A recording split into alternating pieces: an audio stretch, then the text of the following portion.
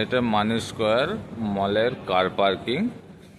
কলকাতায় যে কটা মল আছে তাদের যে কার পার্কিং আছে তার মধ্যে এর একটা ডিফারেন্স, এই শ্রমিক শ্রেণীর জন্য যারা ড্রাইভার আছেন, গাড়ি নিয়ে আসেন, সেই ড্রাইভার ভাইয়াদের জন্য বেশি খরচা নয়, সামান্য খরচা, কিন্তু একটা বসার জায়গা, বিশ্রামের জায়গা করে দেওয়া আছে, প্রত্যেকটি ফ্লোরেই আছে।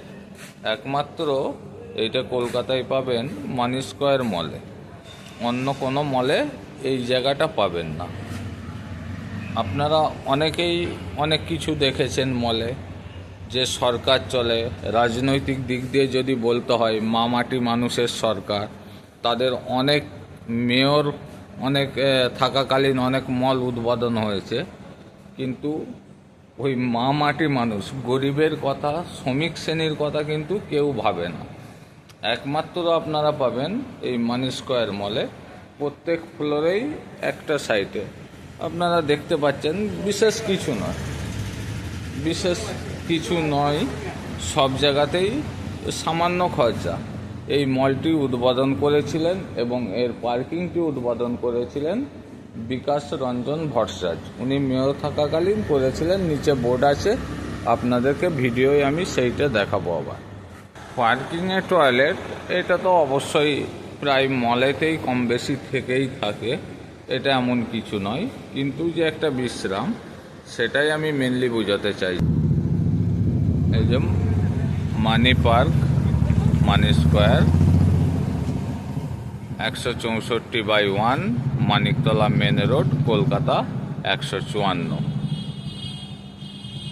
বিকাশ রঞ্জন ভট্টাচার্য মহাশয়, উনি যখন মেয়র ছিলেন 2006 সালে 5ই সেপ্টেম্বর উনি এইটির উদ্বোধন করেন, একমাত্র এই মানি স্কোয়ার মলে। তাহলে এ থেকে আমি যেটা বলতে চাইছি বা বোঝাতে চাইছি, একমাত্র শ্রমজীবী মানুষ, খেটে খাওয়া মানুষের কথা ভেবে থাকে বামপন্থীরা। লাল সালাম, কমরেড বিকাশ রঞ্জন ভট্টাচার্য, শত শত শ্রমিক ভাই, ড্রাইভার ভাই, তাদের সামান্য বসার জায়গাটুকু করে দেওয়ার জন্য। আজ থেকে 2006 সালে, মানে প্রায় 19 বছর আগে যেটা ভেবেছিলেন, এখন তো সুটেড বুটেড, শুধু মুখেই জনদরদি ভাব দেখায়, তাদের কোনো কিছুই আপনারা দেখতে পাবেন।